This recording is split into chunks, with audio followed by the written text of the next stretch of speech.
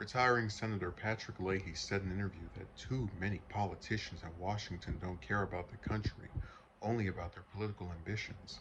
In an interview with the Associated Press published Wednesday, Leahy said when he first joined the Senate in 1975, senators found ways to get things done regardless of differing views. Leahy, 82, the Senate Appropriations Committee chairman, has spent the last 48 years in the Senate and serves as the chamber's president pro tempore and is third in line to the presidency. I think then most of the senators knew there were basic things the Senate should do, basic things the country needed, and we should find a way to come together, Leahy told the AP. Now, there are too many people who think, what can I say that will get me on the evening news or give me a soundbite or get me on this Twitter account or something else? They don't care about the country, they care about their political ambitions. Leahy and Senator Richard Shelby, the top Republican on the appropriations panel, is also retiring on January 3rd, helped broker a deal on the 1.7 trillion spending package Congress is poised to pass this week. The deal was negotiated largely in private, with Leahy telling the AP senators were focused on getting work done. He told the Wire service he's holding out hope the Senate as he used to know it will return someday, saying hyperpartisanship has taken precedence in Congress more recently. If we don't get back to it, this country is going to be severely damaged, he said. We're the wealthiest, most powerful nation on earth, and we have over 300 million Americans. We have responsibility to the Americans. We have responsibility to the rest of the world. Leahy is said to be replaced by Representative Peter Welch, who defeated Republican challenger Gerald Malloy in November's midterm election as Vermont's newest senator next month. So Leahy's comment is interesting, even though I don't really have hardly ever covered him in the past. He is generally, by virtue of being left wing, someone I'd say I'd liked for the most part. Just not never really stood out though.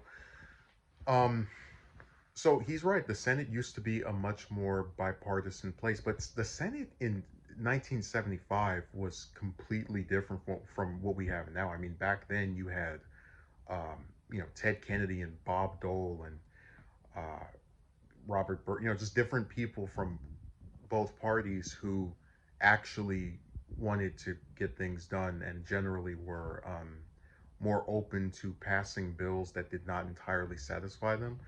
But when he says the partisanship that's become this thing recently, I'd argue because we've said before that bipartisanship is used as an excuse for to pass bad things. Like we look at the Iraq War, almost every senator voted for it. Um, Same thing with the Patriot Act, where it was only one Feingold that voted against it. So just because something gets supported by a majority of senators or a good chunk of people from both parties doesn't mean it's good. But I would really argue that the hyper partisanship he's talking about really set in around when Obama took over as president, because when that happened, McConnell and Boehner and all the other Republicans said, look, we have no reason to work with this guy. Even had McConnell say his number one or his most important thing was to make Obama a one-term president. So whatever legislation they were hoping to pass, they were trying to find a way to do it without the president because they were trying to make sure he didn't get reelected. Um, but the other part of it where he talks about, how they're more interested in getting sound bites and on the evening news. Yeah, politics is, I mean, it's so interesting how you can get elected to this office that you would think is going to make you, and it does make you by virtue of the power it gives you as a voting member of our chambers. It's funny how you can be a member of Congress sometimes for 10 years, 20 years, 30 years, 40 years, and just completely not stand out, have no specific vote that was of any significance. So, and there are a lot of politicians who are ambitious. So many of them will purposefully, it could be something like giving a filibuster that they know is not going to actually stop the bill that they're opposed to. It could be something like um, interrupting another senator or congressman's speech.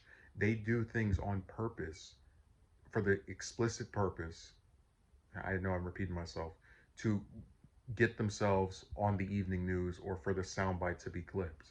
And I was just saying it's interesting to me how you can be one of the most powerful people in the US and still not be known by the general public.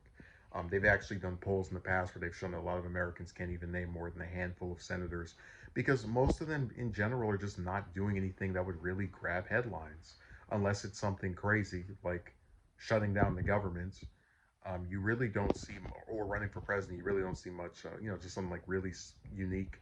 There's not much attention paid to them. So he's right that a lot of them do these extravagant or unique things for the sake of enriching their public profile or raising their name recognition so they can then jockey for another position later on. The other part that he doesn't mention is that a lot of them don't care about the voters or Americans in general because they receive some kind of financial contribution from a donor. I mean, you look at um, how a lot of Republicans tend to vote against gun control because they receive donations from the NRA to back away from any and every single restriction you could think about. You'll notice that a lot of Republicans are very antagonistic to public schools because they receive donations from private ones. Um, it's just not something that and I know that he probably wouldn't think of it because it's obvious that these people are bought out, but there's a lot of incentives to just not really if you're a member of Congress to not care about Americans. You get a nice attempt at raising your profile to jockey for some higher up position. You get donations from people who are more powerful than your average American. So it's really easy to see where they just go, okay, regular people, okay, whatever, who cares? Um, but yeah, this was a telling interview, and the Senate was different back then. But I also think the quality of senators 40, 50 years ago was on average better than it was now. So it was a that's a, this was an interesting interview to say the least.